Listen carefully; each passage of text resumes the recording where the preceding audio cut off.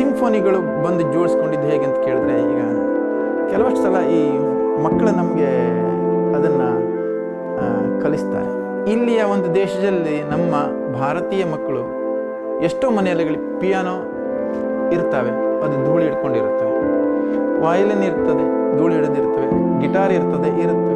ಹಾಗೆ ಒಂದು not English cinema, ಅದಕ್ಕೆ ಸಂಗೀತವನ್ನು ಮಾಡೋ ಒಂದು ಅವಕಾಶ ಬಂದಿತ್ತು.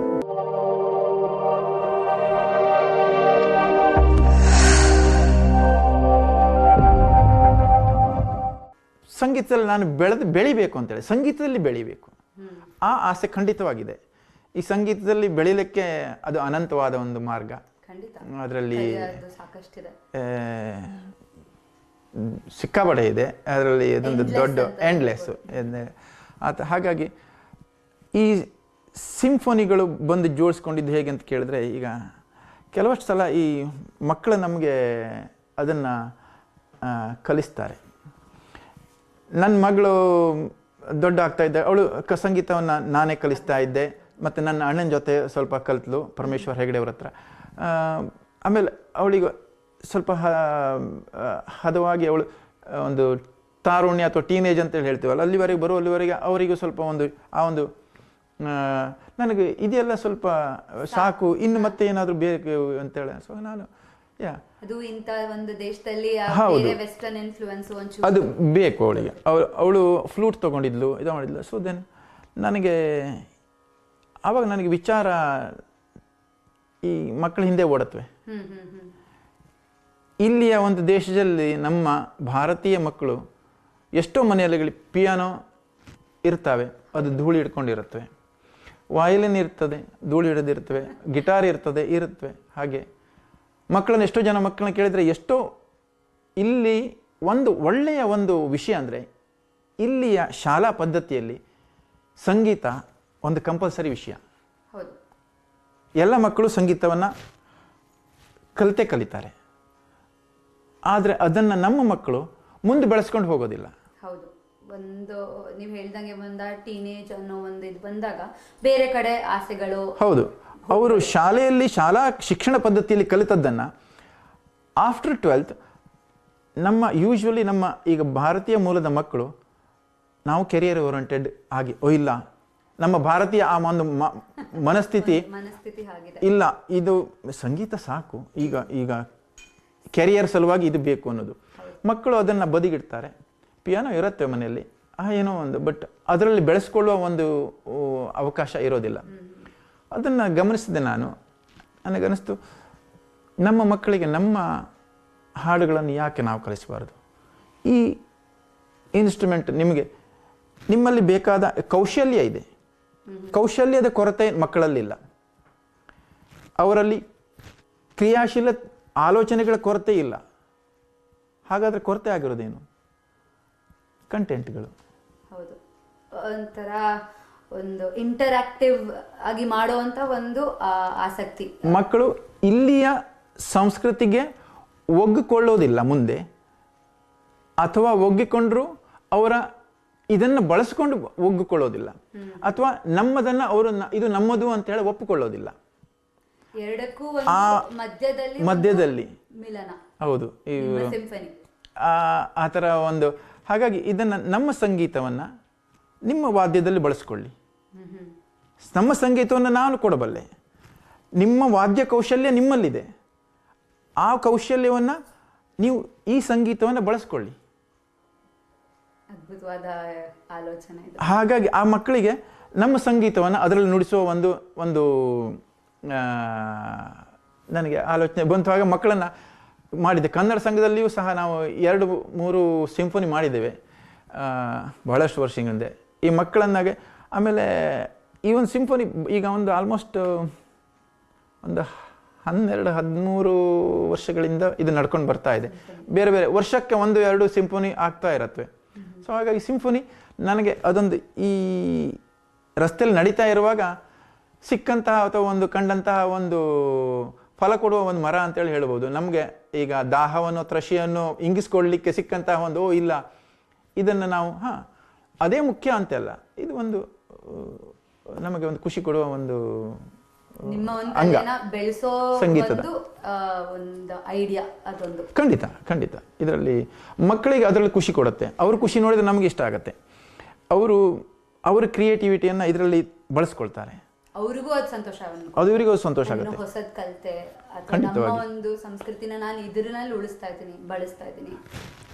Through their instrument they are able to connect to our culture. ಅದು ತುಂಬಾ ಆವಾಗ ಇಂಪಾರ್ಟೆಂಟ್ ಅವರಿಗೆ. ಅದರಲ್ಲಿ ನಾನು ಅಂದರೆ ಶುರುವಿನಲ್ಲಿ ಇಂಗ್ಲೀಷ್ ಹಾಡುಗಳನ್ನು ಸಹ ಹೇಳ್ಕೊಡ್ತಾ ಇದ್ದೆ ಅವರಿಗೆ. ಅಂದರೆ ಅದು ಇಷ್ಟವಾಗಲಿ, ಅವರದ್ದೇ ಹಾದಿಯಲ್ಲಿ ಹೋಗಿ ಅವರಿಗೆ ಬೇಕಾದದನ್ನೇ ಕೊಟ್ಟು, ಆಮೇಲೆ ನಮ್ಮದನ್ನು ಕೊಟ್ಟು, ಆಮೇಲೆ ಇದು ಎರಡರ ಆಸಕ್ತಿ ಬೆಳೀಲಿ ಮೀರಿ ನೀವು ನಿಮ್ಮದೇ ಆದ ಒಂದು ಕಂಪೋಸಿಷನ್ ನೀವು ಮಾಡಿ ಅನ್ನೋದೊಂದು. ಸೊ ಈ ಥರ ವಿಷಯಗಳನ್ನು ಕೊಟ್ಟಾಗ ಅವ್ರಿಗೆ ಖುಷಿ ಆಗೋದು. ಐ ಮೀನ್ ಅದರಲ್ಲಿ they always want to come back ಇಲ್ಲಿ. ಇದನ್ನು ಒಂದು ಗ್ರೌಂಡೆಡ್ ಫೀಲಿಂಗ್ ಇರುತ್ತೆ. ನಮ್ಮ ಒಂದು ಕಲ್ಚರು, ನಮ್ಮ ಒಂದು ಸಂಸ್ಕೃತಿನಲ್ಲಿ ಗ್ರೌಂಡೆಡ್ ಇರುತ್ತೆ. ಅದ್ರ ಮೇಲೆ ಅವರು ವೆಸ್ಟರ್ನ್ ಇನ್ಸ್ಟ್ರೂಮೆಂಟ್ಸ್ ನೀವು ಹೇಳಿದ್ರಲ್ಲ, ಅದನ್ನ ಉಪಯೋಗಿಸಿ ಅವರು ನಮ್ಮ ಒಂದು ಕಲ್ಚರಲ್ಲಿ ಇದನ್ನ ಸಂಸ್ಕೃತಿಯಾದ ಹಿಂದೂಸ್ತಾನಿ ಅಥವಾ ಕರ್ನಾಟಕ ಎಲ್ಲಾನು ಬಳಸಿ ಅವರು ಅದನ್ನ ಏನಂತಾರೆ ಬೆಳೆಸೋ ಇದು ಆಸಕ್ತಿ ಬರುತ್ತೆ. ಖಂಡಿತ really it's a very like beautiful idea. I must say ತುಂಬಾ ಚೆನ್ನಾಗಿದೆ ಐಡಿಯಾ ಇದು. ನಿಮ್ಮ ಒಂದು ಸಿಂಫನಿನ ನನಗೆ ಈಗಲೇ ಒಂದ್ಸರಿ ಕೇಳಿದೆ ಒಂದ್ ಸ್ವಲ್ಪ ಹೊತ್ತು. ತುಂಬಾ ಚೆನ್ನಾಗಿ ಕೇಳುತ್ತೆ. ಒಂಥರ ವೆಸ್ಟರ್ನ್ ಇನ್ಸ್ಟ್ರೂಮೆಂಟ್ಸ್ ಜೊತೆ ನಮ್ಮ ಒಂದು ಹಿಂದೂಸ್ತಾನಿ ಹಾಡುಗಳು ತುಂಬಾ ಇಂಪಾಕ್ಟ್ ಕೇಳುತ್ತೆ, ತುಂಬಾ ಇಂಪಾಕ್ಟ್. Thank you. ಆಮೇಲೆ ಇದರಿಂದ ನಾವು ಕೇಳ್ಪಟ್ಟಂಗೆ ನೀವು ಸಿನಿಮಾಗೆ ಕೂಡ ಒಂದಷ್ಟು ಕೊಡುಗೆಯನ್ನ ನೀಡಿದ್ದೀರಾ ಅಂತ. ಅದು ಹೆಂಗ್ ಬಂತು ನಿಮ್ಮ? ಅದು ಹಿಂಗೆ ಒಂದು ಅವಕಾಶ. ನಾವು ಒಂದು ಸಜ್ಜನರ ಸಂಘದಲ್ಲಿ ಇದ್ದೀವಿ ಅಂತ ಹೇಳ್ಕೊಂಡು ಹೇಳ್ಬೋದು. ಹೀಗೆ ನಿಮ್ಮಂಥವರು, ಈಗ ದೀಕ್ಷಿತ್ ಅಂತವರು, ಹೀಗೆ ಚೇತನ್ ಅಂತವರು ಎಲ್ಲ ಈಗ ಇದ್ದಾವಾಗ ಈ ಒಂದು ಸಜ್ಜನರ ಸಂಘ, ಇದರಲ್ಲಿ ಒಬ್ಬರಿಗೊಬ್ಬ ನಿಮ್ಮದೇ ಆದ ಒಂದು ಸ್ಪೆಷಾಲಿಟಿಗಳಿರುತ್ತೆ. ಹೀಗೆ ಬೃಂದಾ ಮುರಳಿ ಅವರು ಸಿನಿಮಾ ಮಾಡ್ತಾ ಇದ್ರು ಆವಾಗ, ನಮ್ಮದೇ ಕಮ್ಯುನಿಟಿಯವರು. ಓಕೆ, ಸಂಗೀತ ಹೇಳ್ಕೊಡೋರು, ಸಂಗೀತದಲ್ಲಿ ಏನೋ ಒಂದು ಸ್ವಲ್ಪ ಮಾಡಬಲ್ಲವರು ಅಂತ ಅವರಿಗೆ ಅನ್ನಿಸ್ತು. ವಿನಾಯಕ ಈ ಥರ ಮಾಡ್ತಾ ಇದ್ವಿ, ಒಂದು ಸಂಗೀತ ಮಾಡಬೇಕು ಅಂತ ಹೇಳಿದರು. ಅವರ ಒಂದು ನಾಟ್ ಇಂಗ್ಲೀಷ್ ಸಿನಿಮಾ, ಅದಕ್ಕೆ ಸಂಗೀತವನ್ನು ಮಾಡೋ ಒಂದು ಅವಕಾಶ ಬಂದಿತ್ತು. ಹೌದು, ಇದು ಒಂದು ಅದ್ಭುತವಾದ ಅನುಭವ. ಅದು ನನಗೆ ಯಾವತ್ತೂ ಮಾಡಿಲ್ಲ ಇದೆಲ್ಲ. ಹಾಗೆ ಅಂದರೆ ಅದು ಒಂದು ಸುಯೋಗ ಅಂತೇಳಿ ಹೇಳ್ಬೋದು. ಅಂಥದ್ದೆಲ್ಲ ಒಂದು ಅನುಭವ ಪಡ್ಕೊಳ್ಳೋದು. One has to be open minded. ನನ್ನನ್ನು ನಾನು ತೊಡಗಿಸ್ಕೊಳ್ಳೋದಕ್ಕೆ ಯಾವುದೇ ರಿಸ್ಕ್ ಬಂದ್ರು. ಆಲ್ಮೋಸ್ಟ್ ಒಂದೂವರೆ ವರ್ಷ ನಾನು ಇಲ್ಲಿಂದ ಬ್ರಾಂಪ್ಟನ್ಗೆ ಹೋಗಿ ಅಲ್ಲಿ ಅವ್ರ ಮನೆಯಲ್ಲಿ ಕೂತು ನಮ್ಮ ಇದರಲ್ಲಿ ಕಂಪೋಸ್ ಮಾಡಿ ಪ್ರತಿಯೊಂದು ಸೀನಿಗೂ ಮ್ಯೂಸಿಕ್ ಮಾಡಿ, ಅದು ಹಾಗಲ್ಲ. ಈಗ ಎಷ್ಟೋ ಸಲ ಡಿಸ್ಕಷನ್ಗಳು ಆಗ್ತಾ ಇರೋದು. ಮುರಳಿಯವರು ಬೃಂದಾ ಇರ್ತಾಯಿದ್ರು ನನ್ನ ಜೊತೆಗೆ. ದೀಪಕ್ ಸಂತ್ ಅಂತೇಳಿ ಅವರನ್ನು ನಾನು ಜೊತೆಗೆ ಸೇರಿಸ್ಕೊಂಡೆ. ಅವರು ಒಂದು ಒಳ್ಳೆ ಅದ್ಭುತವಾದ ಕೀಬೋರ್ಡ್ ಪ್ಲೇಯರ್ ಅವರು. ಸೊ ಹಾಗಾಗಿ ಕೂತು ಕೆಲವಷ್ಟು ಸಲ ಒಂದು 10 ಸೆಕೆಂಡಿನ ಸೀಕ್ವೆನ್ಸಿಗೆ ಬಹುಶಃ ನಾವು 3-4 ತಾಸುಗಳನ್ನು ಅದನ್ನು ಮ್ಯೂಸಿಕ್ ಮಾಡೋದಕ್ಕೆ, ಆಮೇಲೂ ಅದು ಸಕ್ಸಸ್ ಆಗದೇನೆ ಮತ್ತೆ ಇಲ್ಲ ಸರಿ ಆಗೋದಿಲ್ಲ, ಇವತ್ತು ಇನ್ನೊಂದಿನ ಮಾಡೋಣ ಅಂತೇಳಿ ಬಂದಿದ್ದು ಇದೆ. ಬಹಳಷ್ಟು ಕಲ್ತಿದ್ದೇವೆ ಅದರಲ್ಲಿ. ಹಾಗಾಗಿ ಅದು ಒಂದು ಆಲ್ಮೋಸ್ಟ್ 2 ಕಾಲ ಗಂಟೆ, ಐ ರಿಮೆಂಬರ್ 2 ಕಾಲ ಗಂಟೆಯ ಮಿಕ್ಕಿ ಒಂದು ಸಿನಿಮಾ ಆಗಿತ್ತು. ಬಟ್ ಆ ಸೀಕ್ವೆನ್ಸಿಗೆ ನಾವು ಹಾಡುಗಳನ್ನು ಮಾಡಿ ಭಾಳ ಒಂದು ಅದ್ಭುತವಾದ ಅನುಭವ ಅದು. ಖಂಡಿತ ಖಂಡಿತ. ಹಾಗೆ ನೀವು ಸಿನಿಮಾಗೆಲ್ಲ ಗೀತೆ ಹಾಡಿದ್ದೀರಾ ಅಂತ ಕೇಳ್ಪಟ್ವಿ. ಅದರಲ್ಲೇ ಹಾಡಿದ್ದೀನಿ ನಾನು. ಅಂದರೆ ಅದೇ ಸಿನಿಮಾದಲ್ಲೇ ಹಾಡಿದ್ದೆ. ಹಿನ್ನೆಲೆ ಸಂಗೀತ ಮಾಡಿ ಹಾಡಿ ಇದರಲ್ಲಿ ನಾಟ್ ಇದರಲ್ಲಿ ಹಾಡಿದ್ದೆ. ಹೌದು. ಆಮೇಲೆ ಒಂದು ನಾನು ಆಡಿಯೋ CD-ಗಳನ್ನು ಒಂದು 2 ಇದು ಮಾಡಿದ್ದೇವೆ. ಭಾಳಷ್ಟು ಆನ್ಲೈನ್ ಕಂಪೋಸ್ಗಳನ್ನು ಮಾಡಿ ಅದನ್ನು ಹಾಡ್ತಾ ಇರ್ತೇವೆ. ಅದು ಆ್ಯಕ್ಚುಲಿ ಕೋವಿಡ್ ಟೈಮ್ನಲ್ಲಿ ಅದು ಶುರುವಾಗಿದ್ದು. ಇದು ಕೆಲವಷ್ಟು ಈಗ ಒಂದು 12 ವರ್ಷದ ಹಿಂದೆ ಒಂದು ಫಸ್ಟ್ CD ರಿಲೀಸ್ ಮಾಡಿದ್ದು ಆವಾಗ ಸಮರ್ಪಣ ಅಂತೇಳಿ. ಸಮರ್ಪಣಲ್ಲಿ ಒಂದು ಹಿಂದಿ ಹಾಡು, ಮರಾಠಿ ಅಭಂಗ್ ಹಾಗೂ ಕನ್ನಡ ಭಜನ್ನು ಅಥವಾ ವಚನಗಳು ಈ ಥರ ಇದ್ದದ್ದನ್ನು ಹಾಡಿದ್ದೆ ನಾನು. ನಾನೇ ಕಂಪೋಸ್ ಮಾಡಿಕೊಂಡೆ. ಆಮೇಲೆ ಎಲ್ಲ ಅದು ಕೋವಿಡ್ ಟೈಮ್ನಲ್ಲಿ ಮೂಡಿ ಬಂತ? ಇಲ್ಲ, ಅದು 12 ವರ್ಷದ ಹಿಂದಿನ. ಆಮೇಲೆ ಅದರ ಮುಂದಿನ ಭಾಗ, ಅದರ ಮುಂದಿನ ಭಾಗ ಹೌದು, ಗೋಗೀತೆ ಅಂತೇಳಿ ನನ್ನ ಹೆಂಡತಿ ಸುಧಾಳ ತವರು ನಮ್ಮ ಮಾಮ ದತ್ತಾತ್ರೇಯ ಭಟ್ ಅವರು ಗೋಗೀತೆಗಳನ್ನು ಮಾಡಬೇಕು ಅಂತೇಳಿ ಮಾಡ್ತಾಯಿದ್ರು. ಅವರ ಜೊತೆಗೆ ನಾನು ಗೋಗೀತೆಗಳಲ್ಲಿ ಒಂದಷ್ಟು ಹಾಡುಗಳನ್ನು ಹಾಡಿ ರೆಕಾರ್ಡ್ ಮಾಡಿ ಅದನ್ನು ಮಾಡ್ತಿದ್ದೆ. ಮತ್ತು ಮೈಸೂರಿನ ಸಮೀರ್ ರಾವ್ ಅವರು ಭಾಳಷ್ಟು ಹಾಡುಗಳನ್ನು ಸಂಗೀತ ಒದಗಿಸ್ಕೊಟ್ಟಿದ್ದಾರೆ. ಹಾಗೆ ಕಂಪೋಸ್ ಮಾಡ್ತಾ ಇರ್ತೇನೆ, ಈಗಲೂ ಇರ್ತೇನೆ.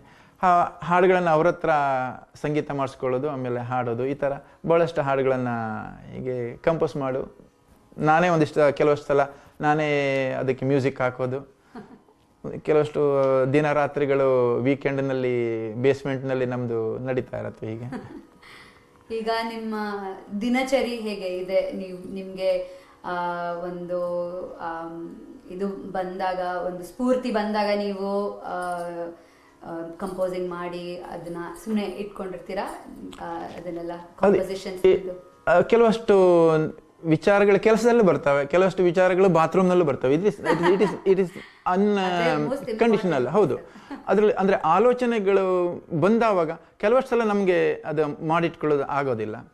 ಎಷ್ಟೋ ಆಮೇಲೆ ಮಿಸ್ ಆಗ್ತೇವೆ, ಅದನ್ನು ಎಷ್ಟೇ ನೆನಪು ಮಾಡ್ಕೊಂಡ್ರು ಅದು ಮತ್ತೆ ಸಿಕ್ಕೋದಿಲ್ಲ. ಎಷ್ಟೋ ಸಲ ತಪ್ಪಿಸ್ಕೊಂಡಿದ್ದಿದೆ. ಹೌದು, ಕೆಲವಷ್ಟು ಟ್ಯೂನ್ಗಳು ಹೀಗೆ ಮನಸ್ಸಿಗೆ ಹೊಳೆತಾವಾಗ ಅನುಕೂಲ ಇದ್ದಾಗ ರೆಕಾರ್ಡ್ ಮಾಡಿ ಇಟ್ಕೊಂಡಿರ್ತೀನಿ, ಬೇಕಾಗತ್ತೆ. ಅಂಥವುಗಳು ಈಗ ನೂರಾರು ಇದ್ದಾವೆ. ಅದನ್ನು ನಾನು ಇಲ್ಲಿವರೆಗೆ ಯಾವುದನ್ನು ಅಂದರೆ ರೆಕಾರ್ಡ್ ಮಾಡಿಟ್ಟಿದ್ದನ್ನು ನನ್ನ ಹತ್ರ ಒಂದು ಈಗ ಕನಿಷ್ಠ ಒಂದು 300-350 ಟ್ಯೂನ್ಗಳು ಇರಬಹುದು. ಅಥವಾ ಅದರಲ್ಲಿ ಒಂದಿಷ್ಟು ಈಗ ಈ ಟೇಕ ಅಂತೇಳಿ ಹೇಳ್ತೀವಿ ನಾವು, ತಾಳದಲ್ಲಿ ಟೇಕಗಳು, ಈ ಟೇಕ ಇರಬೇಕು ಅಥವಾ ಈ ಥರದ್ದು ಇರಬೇಕು ಅಂತೇಳಿ, ಯಾವಾಗಲೂ ಉಪಯೋಗ ಬರಬೇಕು ಅಂತೇಳಿ ಅದನ್ನು ಒಂದಿಷ್ಟು ಹೀಗೆ ನುಡ್ಸಾಗಿ ಇಟ್ಕೊಂಡಿದ್ದು ಇದೆ. ಅದೆಲ್ಲದು ನಮಗೆ ಅದು ಸಿಕ್ಕೇ ಬಿಡುತ್ತೆ ಅಂತೇಳಿ ಅದನ್ನು ಹುಡ್ಕೋದಕ್ಕೆ ಕೆಲವು ಸಲ ಎಷ್ಟೋ ಅದು ಸಂಯಮನೂ ಇರೋದಿಲ್ಲ. ನಾವು ಇದನ್ನು ಹುಡ್ಕೊಂಡು ನಾವು ಎಲ್ಲಿದೆ ಇದೆಯಾ ಆ 350 ಇದರಲ್ಲಿ ನಾವು ಹುಡ್ಕೋದು ನನಗೆ ಬೇಕಾಗಿದೆ ಇದು ಯಾವುದು ಅಂತೇಳಿ ಅದನ್ನು ಬಟ್ ಉಪಯೋಗಕ್ಕೆ ಬರುತ್ತೆ ಅಂತ ಅನಿಸೋದಿಲ್ಲ. ಆಮೇಲೆ ಉಪಯೋಗ ಬರೋದು ಆಮೇಲೆ ನಮ್ಮ ಒಂದು ತಾಜಾ ಆಲೋಚನೆಗೆ ಅದು ಉಪಯೋಗ ಬರೋದು, ಆ ಸಾಹಿತ್ಯದ ಭಾವವೇ ಉಪಯೋಗ ಬರೋದು, ಆ ಒಂದು ಪರಿಸ್ಥಿತಿ ಅದು ಅದರಲ್ಲಿ ನಾವು ನಮ್ಮನ್ನು ಇನ್ವಾಲ್ವ್ ಮಾಡಿದಾಗಲೇ ಆ ಒಂದು ರಾಗ ಚಿಮ್ಮೋದು ಅಂತೇಳಿ ಹೇಳ್ಬೋದು. ಅದಕ್ಕೆ ಮುಂದಿನ ಆಲೋಚನೆ ಅದರ ಮೇಲೆ ಏನಾದರೂ ಆಲೋಚನೆ ಇದೆ, ಫ್ಯೂಚರ್ ಅಲ್ಲಿ ಏನೋ ಮಾಡೋದು ಉಂಟಾ? ಖಂಡಿತ ಇದೆ, ಅದು ನಡೀತಾನೆ ಇರ್ತದೆ. ಈಗ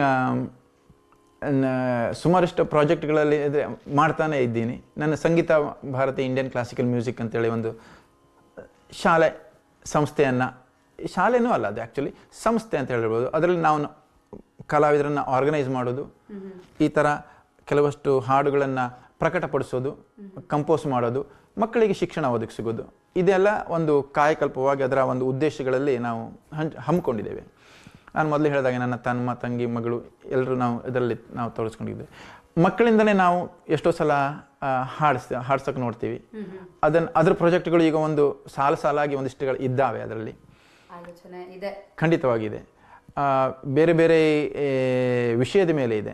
ಅದರಲ್ಲಿ ನಮ್ಮ ಸಂಸ್ಕೃತಿ ಇರುವುದು, ನಮ್ಮ ಪುರಾಣ ವೇದಗಳ ವಿಷಯವಾಗಿ ಇರ್ಬೋದು, ಅಥವಾ ನಮ್ಮ ಭಕ್ತಿ ಭಾವಗೀತೆಗಳಿರ್ಬೋದು, ಅಥವಾ ಶಾಸ್ತ್ರೀಯ ಸಂಗೀತ ಇರ್ಬೋದು. ಅದ್ರ ಬೇರೆ ಬೇರೆ ಮಜಲುಗಳಿದ್ದಾವೆ, ಬೇರೆ ಬೇರೆ ಆಯಾಮಗಳಿದ್ದಾವೆ. ಅವುಗಳ ಮೇಲೆ ಭಾಳಷ್ಟು ವಿಚಾರಗಳು ಹಾಗೂ ಸ್ವಲ್ಪ ಕಾರ್ಯಗಳು ನಡೆದಿವೆ. ನೋಡಬೇಕು ಯಾವಾಗ ಒದಗಿ ಬರುತ್ತದೆ ಎಲ್ಲ ಅಂತೇಳಿ. ಅದು ಖಂಡಿತವಾಗಿ ಎಲ್ಲ ಒದಗಿ ಬರುತ್ತೆ ಅಂತ ನಮ್ಮ ಕಡೆಯಿಂದ ಆಶಿಸ್ತೀವಿ. ನಿಮ್ಮ ಒಂದು ಈ ಶಾಸ್ತ್ರೀಯ ಸಂಗೀತ ಅಭ್ಯಾಸ, ಆಮೇಲೆ ನೀವೊಂದು ಕಲಿಕೆನಲ್ಲಿ ನಿಮ್ಮ ವಿದ್ಯಾರ್ಥಿಗಳ ಬಗ್ಗೆ ತಿಳಿಸ್ಕೊಡಿ. ಅವ್ರದ್ದೆಲ್ಲ ಹೇಗೆ ಅವರು ಕಲಿತಾ ಇದ್ದಾರೆ, ಯಾವ ಏಜ್ ಗ್ರೂಪಲ್ಲಿದ್ದಾರೆ, ಹೇಗೆ ಅವರು ನೀವು ಆನ್ಲೈನ್ ಕಳಿಸ್ತೀರಾ ಅಥವಾ ಫೇಸ್ ಟು ಫೇಸ್ ಕ್ಲಾಸಸ್ ಮಾಡ್ತೀರಾ, ಅದ್ರ ಬಗ್ಗೆ ಒಂಚೂರು ತಿಳಿಸ್ಕೊಡಿ. ಖಂಡಿತ. ಸಂಗೀತಕ್ಕೆ ವಯೋಮಿತಿ ಇಲ್ಲ. ಸಂಗೀತ ಕಲಿಯುವ ವಯಸ್ಸು ಸಾಮಾನ್ಯವಾಗಿ ಒಂದು 5 ವರ್ಷದ ಮಕ್ಕಳಿಂದ ಒಂದು ಪ್ರಾರಂಭ ಮಾಡಿಸ್ತೇವೆ. 85 ವರ್ಷದವರೆಗಿನ ಕಲಿಯೋರಿದ್ದಾರೆ. ಅದು ಸಂಗೀತಕ್ಕೆ ಕಲಿಯೋ ಇದಿಲ್ಲ ಅಂತ? ಖಂಡಿತವಾಗಿಲ್ಲ. ಎಲ್ಲಿಯವರೆಗೆ ಆ ಕಲಿಯುವ ಒಂದು ಅದರ ಆಸ್ವಾದ ಮಾಡುವ ಒಂದು ಮನಸ್ಥಿತಿ ನಮ್ಮಲ್ಲಿ ಇದೆಯೋ ಅಲ್ಲಿವರೆಗೆ ಸಂಗೀತ ನಮಗೆ ಆ ಮನೋಬಲವನ್ನು ಕೊಡ್ತಾ ಇರುತ್ತೆ. ಇದರಲ್ಲಿ ನನಗೆ ಎಷ್ಟೋ ಸಲ ನಾನು ನಿದ್ದೆಗೆಟ್ಟಿರಬಹುದು, ಆದರೆ ನನಗೆ ಶಕ್ತಿ ಕೊಡುವ ಒಂದು ಮಾರ್ಗ ಅಂದರೆ ನನ್ನ ಸಂಗೀತ. ನಾನು ಎಷ್ಟೋ ಸಲ ಬೆಳಗಿನ ಜಾವ 4 ಗಂಟೆಗೆ ಎದ್ದು ರಿಯಾಜ್ ಮಾಡ್ತೀನಿ. ಆ ಒಂದು ಮಾಡಿದ ನಾನು ದಿನದಿಂದ ರಾತ್ರಿ ಮಲಗಲಿಕ್ಕೆ 12 ಗಂಟೆ ಆದ್ರೂ ಅದು ನಿಮ್ಮ ಅದೇ ಗುಂಗಲ್ಲೇ ನಿಮಗೆ ಅದು ಗುಂಗೊಂದೇ ಅಲ್ಲ, ಅದು ನೀಡುವಂಥ ಒಂದು ಆತ್ಮಶಕ್ತಿ, ಆ ಸ್ಥೈರ್ಯ ನಿಮಗೆ ಅದು ದೈಹಿಕವಾಗಿ ಒಂದೇ ಅಲ್ಲ, ಮನೋಬಲ. ದೈಹಿಕವಾಗಿ ಶಕ್ತಿ ಇರಬೇಕು ಅಂತ ಹೇಳಿದ್ರೆ ಮನಸ್ಸುಗಟ್ಟಿ ಇದ್ದಾವಾಗ ಅಥವಾ ಅದ ಒಂದು ಆ ಮನೋಬಲವನ್ನು ಕೊಡೋದು ಸಂಗೀತ. ನಮಗೆ ಅಫ್ಕೋರ್ಸ್ ನೀವು ಎಷ್ಟೋ ಕಡೆಗೆ ಅದನ್ನು ಕೇಳಿರ್ತೀರಿ, ರಿಸರ್ಚ್ನಲ್ಲೂ ಸಹ ನಮ್ಮ ಶ್ವಾಸೋಚ್ಛ್ವಾಸದ ಮೇಲೆ ನಮಗೆ ಹಿಡಿತವನ್ನು ಸಾಧಿಸಲಿಕ್ಕೆ ಸಂಗೀತ ಕಾರಣ. ನಮ್ಮ ಮನಸ್ಸಿನ ಒಂದು ಆಲೋಚನಾ ಪದ್ಧತಿಯ ಮೇಲೆ ಒಂದು ಹಿಡಿತವನ್ನು ಅಥವಾ ದಾರಿಯನ್ನು ಕೊಡುವುದು ಸಂಗೀತ. ಅದೇ ರೀತಿಯಾಗಿ ನಮ್ಮ ಆಲೋಚನೆಗಳು ಅಥವಾ ನಮ್ಮ ಕ್ರಿಯಾಶೀಲತೆ ಮೇಲೂ ನಮ್ಮ ಸಂಗೀತ ಬಹಳಷ್ಟು ಪರಿಣಾಮವನ್ನು ಕೊಡುತ್ತೆ. ಹಾಗಾಗಿ ಸಂಗೀತವನ್ನು ಕಲೀಲಿಕ್ಕೆ ಅದನ್ನು ಯಾವುದೇ ಒಂದು ವಯೋಮಿತಿ ಅಂತ ಇಲ್ಲ. ಯಾವುದೇ ಕಲೆಯನ್ನ ಕಲೀಲಿಕ್ಕೂ ಯಾವುದು ವಯೋಮಿತಿ ಇಲ್ಲ, ಖಂಡಿತ ಇಲ್ಲ. ಈಗ ಕೆಲವು ಸಲ ನಮಗೆ ಈಗ ಕಠಿಣವಾದ ಈಗ ಪೇಂಟಿಂಗ್ಗಳು ಅಥವಾ ಇವುಗಳನ್ನು ನಾವು ಅಭ್ಯಾಸ ಮಾಡುವುದು ಅಂದರೆ ಆ ಒಂದು ನುರಿತ ಒಂದು ಕಲಾವಿದನ ಹಂತವನ್ನು ತಲುಪದೇ ಇದ್ದರೂ ಸಹ ನಮ್ಮನ್ನು ಆ ತೊಡಗಿಸಿಕೊಳ್ಳುವ ಒಂದು ಪ್ರಕ್ರಿಯೆ ನಮಗೆ ಯಾವಾಗಲೂ ಒಂದು ಸಂತೋಷವನ್ನು ಕೊಡ್ತಾ ಇರುತ್ತೆ. ಆ ಪ್ರಕ್ರಿಯೆಯಲ್ಲಿ ನಾವು ಸಂತೋಷವನ್ನು ಕಂಡುಕೊಳ್ಳಬಲ್ಲಂತಹ ಒಂದು ಮಾರ್ಗ ಸಂಗೀತ ಅಂತೇಳಿ ನನ್ನ ಅಭಿಪ್ರಾಯ. ಬಲ್ಲವರು ಬಹಳಷ್ಟು ಜನ ಇದ್ದಾರೆ, ಅವರ ಅಭಿಪ್ರಾಯಗಳು ಇನ್ನು ಅನೇಕ ರೀತಿಯಲ್ಲಿ ಇರಬಹುದು. ಇದನ್ನು ನಾನೊಂದು ಸಂಗೀತದ ಒಂದು ಸಾಮಾನ್ಯ ವಿದ್ಯಾರ್ಥಿಯಾಗಿ ನಾನು ಕಂಡುಕೊಳ್ಳುವ ಒಂದು ಅದು ನಿಮ್ಮ ದೊಡ್ಡ ಗುಣ ಅಂತ ನಾನು ಖಂಡಿತವಾಗಿಲ್ಲ. ಇದರಲ್ಲಿ ನಡೆದವರು, ಇದನ್ನು ಸಾಧಿಸಿದವರು ಬಹಳಷ್ಟು ಜನ ಇದ್ದಾರೆ. ಈಗ ನಮಗೆ ನನ್ನ ಅನುಭವಕ್ಕೆ ಒಂದು ಕಿಂಚಿತ್ ಅನುಭವಕ್ಕೆ ಬಂದಿರುವಂಥ ಈ ವಿಷಯಗಳು ಅಂತೇಳಿ ನನ್ನ ಅನುಭವ. ಖಂಡಿತ ಅದೇನೋ ನಿಜ, ಯಾವುದು ವಯೋಮಿತಿ ಖಂಡಿತವಾಗಿ ಇಲ್ಲ. ಇದರಲ್ಲಿ ಕಲಿಯೋದಕ್ಕೆ ಯಾವುದೇ ವಯೋಮಿತಿ ಇಲ್ಲ. ಈಗ ಎಷ್ಟೋ ಸಲ ಆಫೀಸಿಗೆ ಹೋಗುವವರು ಸ್ಟ್ರೆಸ್ನಲ್ಲಿ ಇರ್ತೀವಿ, ಎಷ್ಟೋ ಸಲ ಕೆಲಸದಲ್ಲಿ ಮನೆ ಕೆಲಸದಲ್ಲಿ ಸಹ ನಾವು ಬ್ಯುಸಿಯಾಗಿರ್ತೀವಿ. ಆದರೆ ಒಂದು ಕ್ಷಣದ ಒಂದು ಸಂಗೀತ ಆ ನಮ್ಮ ಎಷ್ಟೋ ಮನೋಕ್ಲೇಶಗಳನ್ನು ಅಥವಾ ಮನೋವಿಕಾರಗಳನ್ನು ಅದನ್ನೆಲ್ಲ ಒಂದು ಸರಿಪಡಿಸುವ ಒಂದು ಆ ಒಂದು ಆಯಸ್ಕ ಅಂತ ಹೇಳಬಹುದು. ಅದನ್ನು ಒಂದು ರೀತಿಯ ಮನಃಶಾಂತಿಯನ್ನು ಅದು ಕೊಡುತ್ತೆ. ಖಂಡಿತ ಒಂದ್ ಸ್ವಲ್ಪ ನಾವೊಂದು ಸಂಗೀತ ಕೇಳಿ ನಮ್ಗೆ ಇಷ್ಟವಾದಂತ ಒಂದು ಹಾಡು ಕೇಳಿದ ತಕ್ಷಣ ಖಂಡಿತವಾಗಿ ಹಂಗೆ ಒಂದು ಇರೋ ದಿನಚರಣೆನೆಲ್ಲ ಆಗಿದ್ದೆಲ್ಲ ಸ್ಟ್ರೆಸ್ ಅಂತ ಏನ್ ಹೇಳ್ತೀವಿ ಎಲ್ಲ ಹಂಗೆ ಶಾಂತಿ ಆಗ್ಬಿಡುತ್ತೆ. ಅದು ಮಾತ್ರ ಖಂಡಿತ ನಿಜ. ಖಂಡಿತವಾಗಿ ಅದರಲ್ಲಿ ನಾದ, ಅದರಲ್ಲಿ ಇರುವಂತಹ ಒಂದು ಶಕ್ತಿ, ಲಯ, ಅದರಲ್ಲಿ ಇರುವಂತಹ ಒಂದು ತಾಕತ್ತು, ಅದರಲ್ಲಿ ಇರುವಂತಹ ಒಂದು ಪ್ರಿಸಿಷನ್ನು, ಇವುಗಳ ಸಮ್ಮಿಳಿತವಾದಂತಹ ಒಂದು ಸಿಸ್ಟಮ್ ಅದು ಸಂಗೀತ. ಹಾಗಾಗಿ ಅದು ಖಂಡಿತವಾಗಿ ನಮ್ಮನ್ನು ವಿಚಾರ ಪೂರ್ವಕವಾಗಿ ತೊಡಗಿಸಿಕೊಳ್ಳೋದಕ್ಕೆ ಬಹಳಷ್ಟು ಅದರಲ್ಲಿ ಅವಕಾಶಗಳಿದ್ದಾವೆ, ಎಲ್ಲರಿಗೂ ಇದ್ದಾವೆ. ನಿಮ್ಮ ಕಡೆಯಿಂದ ಮುಂದಿನ ಪೀಳಿಗೆಗೆ ನಾವೊಂದು ಈ ಕನ್ನಡ ಸಂಸ್ಕೃತಿ ಆಗಲಿ ಒಂದು ಕನ್ನಡ ಭಾಷೆ ಆಗಲಿ ಹೇಗೆ ಉಳಿಸ್ಬೇಕು ಬೆಳೆಸ್ಬೇಕು ಅಂತ ನೀವೇನಾದರೂ ಹಂಚ್ಕೊಳ್ಳೋಕೆ ಇಷ್ಟಪಡ್ತೀರಾ? ಖಂಡಿತವಾಗಿ ಒಂದಿಷ್ಟು ಆಲೋಚನೆಗಳು ಅಂದರೆ ಈಗ ನಾವು ಈಗ ಇಲ್ಲಿ ಟೊರೊಂಟೊದಲ್ಲಿ ಅಥವಾ ಈ ಉತ್ತರ ಅಮೇರಿಕಾದಲ್ಲಿ ಇಲ್ಲಿಯ ಒಂದು ಜನಜೀವನವನ್ನು ನಾವು ಗ್ರಹಿಸಿದಾಗ ಅಂದರೆ ಈ ಕೆಲವಷ್ಟು ಈಗ ಕಾಲಕ್ಕೆ ಇವು ಬದಲಾಗ್ತಾ ಇದ್ದಾವೆ.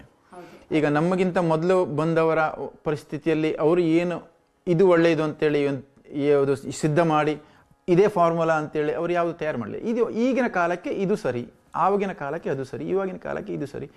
ಆವಾಗ ಇಲ್ಲದ್ದು ಇವಾಗ ಬಹಳಷ್ಟು ಇದ್ದಾವೆ, ಇವಾಗ ಇದ್ದದ್ದು ಬಹಳಷ್ಟು ಮುಂದಿನ ಕಾಲದಲ್ಲಿ ಸಹ ಇರಲಿಕ್ಕಿಲ್ಲ ಅಥವಾ ಮುಂದಿನ ಇದರಲ್ಲಿ ಇನ್ನಷ್ಟು ಬೇರೆ ಅಡಿಷನ್ ಆಗಬಹುದು. ಇದು ಬದಲಾವಣೆಯ ಒಂದು ಪ್ರಕ್ರಿಯೆ. ಇದರಲ್ಲಿ ಇದು ನಿರಂತರ.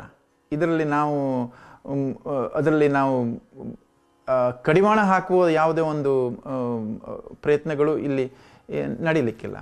ಆದರೆ ನಾವು ಪ್ರತಿಯೊಂದು ಈಗ ಜನ್ರೇಷನ್ ಟು ಜನ್ರೇಷನ್ ನಾವು ಒಂದು ಅರ್ಥ ಮಾಡಿಕೊಳ್ಳುವುದೇನಂತ ಹೇಳಿದ್ರೆ, ನಾವು ಇಲ್ಲಿಯ ಒಂದು ಜೀವನ ಪದ್ಧತಿಯನ್ನು ಅರ್ಥ ಮಾಡಿಕೊಂಡು ಹೋಗುವುದು ಒಂದು, ಹಾಗೂ ನಮ್ಮತನವನ್ನು ನಾವು ಯಾವಾಗಲೂ ಅದನ್ನು ಇಟ್ಕೊಂಡು ಹೋಗುವಂಥದ್ದು. ಈಗ ಅದು ಬದಲಾಗೋದಿಲ್ಲ. ನಾವು ಏನನ್ನು ನಾವು ನಮ್ಮ ಸಂಸ್ಕಾರದಲ್ಲಿ, ನಮ್ಮ ಸಂಸ್ಕೃತಿಯಲ್ಲಿ ನಾವು ಏನನ್ನು ಕೇಳಿದ್ದೇವೆ, ತಿಳಿದಿದ್ದೇವೆ, ಕಲಿತಿದ್ದೇವೆ, ಅದನ್ನು ನಾವು ಅಳವಡಿಸ್ಕೊಂಡಿದ್ದೇವೆ, ಅದು ಬದಲಾಗೋದಿಲ್ಲ. ನಮ್ಮ ಮಾನಸಿಕ ಅಥವಾ ನಮ್ಮ ಭೌತಿಕ ಒಂದು ವ್ಯವಹಾರಗಳು ಬದಲಾಗಬಹುದು, ಆದರೆ ನಮ್ಮ ಸಂಸ್ಕಾರ ಬದಲಾಗೋದಿಲ್ಲ. ಅದನ್ನು ನಾವು ಈಗಿನ ತಲೆಮಾರಿಗೆ ನಾವು ಅದನ್ನು ಕೊಡಲಿಕ್ಕೆ ಅವಕಾಶಗಳು ಬಹಳ ಇದ್ದಾವೆ, ತಾಂತ್ರಿಕ ಅನುಕೂಲಗಳು ಬಹಳ ಇದ್ದಾವೆ.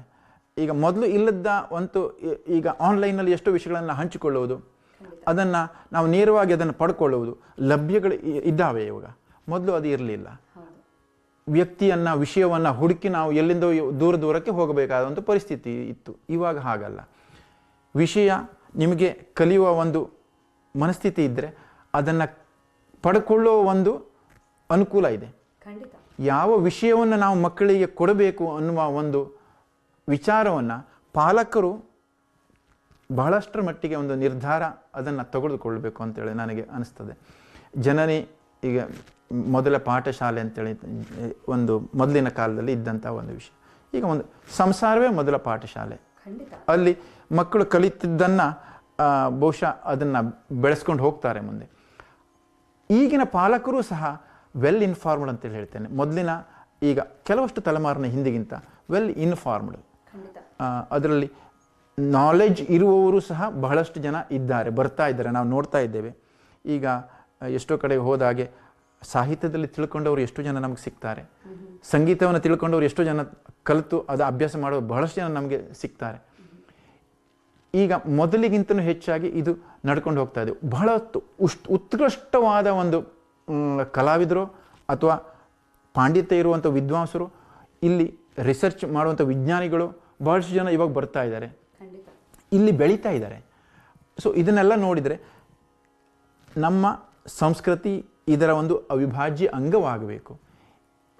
ಇಲ್ಲಿಯ ಒಂದು ಜೀವನ ಪದ್ಧತಿಗೆ ನಮ್ಮ ಸಂಸ್ಕೃತಿಯೂ ಸಹ ಒಂದು ಆಧಾರ ಆಗಬಲ್ಲುವುದು. ಈಗ ನಮ್ಮ ಒಂದು ಆಸ್ಟ್ರೋನಮಿಯೋ, ನಮ್ಮ ಒಂದು ಪಂಚಾಂಗ ಪದ್ಧತಿಯೋ, ಅದು ಇಲ್ಲಿಯ ಒಂದು ಆಸ್ಟ್ರೋನಮಿಗೆ ಬಹಳಷ್ಟು ಕೊಡುಗೆಯನ್ನು ನೀಡಿದೆ. ಅದನ್ನು ಎಷ್ಟು ಕಡೆಗೆ ಉಲ್ಲೇಖವನ್ನು ಮಾಡ್ತಾರೆ. ಅದೇ ರೀತಿಯಾಗಿ ನಮ್ಮ ಸಂಗೀತವೂ ಸಹ ಇಲ್ಲಿಯ ಜೀವನ ಪದ್ಧತಿಗೆ, ಇಲ್ಲಿಯ ಒಂದು ನಮ್ಮ ಸಂಸ್ಕಾರಕ್ಕೆ, ಇಲ್ಲಿಯ ನಮ್ಮ ಸಂಸ್ಕೃತಿಗೆ ಬಹಳಷ್ಟು ಕೊಡುಗೆಗಳನ್ನು ಕೊಡಬಲ್ಲುವುದು. ನಮ್ಮ ಸಾಹಿತ್ಯ ಕೊಡಬಲ್ಲುವುದು. ಹಾಗಾಗಿ ಅದನ್ನು ನಾವು ಗೌರವಿಸಬೇಕು. ನಾವು ಏನನ್ನು ಪಡ್ಕೊಂಡಿದ್ದೇವೆ ಅದನ್ನು ಗೌರವಿಸಬೇಕು. ಅದರ ಒಂದು ಮೂಲ್ಯವನ್ನು ನಾವು ಅರ್ಥ ಮಾಡಿಕೊಳ್ಳಬೇಕು. ಇದು ನಮ್ಮ ಒಂದು ಸಂಸಾರದ ಒಂದು ಅವಿಭಾಜ್ಯ ಅಂಗವಾಗಬೇಕು. ನಾವು ಹೆಚ್ಚಾಗಿ ಮುಂದಿನ ಪೀಳಿಗೆಗೆ ಅವಾಗ ನಾವು ಒಂದು ಶಿಕ್ಷಣ ನೀಡಬಹುದು ಅಂತ. ಖಂಡಿತವಾಗಿ ಅದನ್ನು ನಾವು ಅರ್ಥ ಮಾಡಿಕೊಂಡಷ್ಟು ನಾವು ಅದನ್ನು ಬಳಸ್ಕೊಳ್ಳುವ ಒಂದು, ನಾವು ಮೊದಲಿನ ಮಾತಿಗೆ ಬರ್ತೇನೆ, ಅದನ್ನು ಬಳಸ್ಕೊಳ್ಳುವ ಒಂದು ನಾವು ವಿಚಾರವನ್ನು ಮುಂದುವರಿಸ್ಬೋದು. ನಮ್ಮ ಮಕ್ಕಳಿಗೆ ಅದನ್ನು ಕಲಿಸುವ ಒಂದು ವಿಚಾರವನ್ನು ಮುಂದುವರಿಸಬಹುದು. ಖಂಡಿತವಾಗಿ ತುಂಬ ಒಳ್ಳೆಯ ವಿಚಾರ ಅದು. Thank you. ಹಾಗೆ ಇದು ನಮ್ಮದೊಂದು ಕನ್ನಡ ರಾಜ್ಯೋತ್ಸವ ಪರವಾಗಿ ಈ ಒಂದು ಕಾರ್ಯಕ್ರಮ ನಡೆಸ್ತಾ ಇದ್ದೀವಿ, ಇವತ್ತಿನ ಒಂದು ಎಪಿಸೋಡ್. ಸೊ ನಮ್ಮ ವೀಕ್ಷಕರಿಗೆ ನಿಮ್ಮ ಕಡೆಯಿಂದ ಏನಾದರೂ ಒಂದು ಮೆಸೇಜ್ ತಿಳಿಸ್ಬೇಕು ಕನ್ನಡ ರಾಜ್ಯೋತ್ಸವಕ್ಕೋಸ್ಕರ ಅಂದರೆ ದಯವಿಟ್ಟು ಹೇಳಿ. ಖಂಡಿತ. ಇದು ನಮ್ಮ ಟೊರಾಂಟೊ ಚಾನೆಲ್ನ ನಾನು ವೀಕ್ಷಿಸ್ತಾ ಇರ್ತೇನೆ. ಬಹಳಷ್ಟು ಇನ್ಫಾರ್ಮೇಟಿವ್ ಆಗಿ ಇರುತ್ತೆ ಸುದ್ದಿಗಳು. Thank you. ತುಂಬ ರೇಂಜನ್ನು ಕವರ್ ಮಾಡ್ತೀರಿ.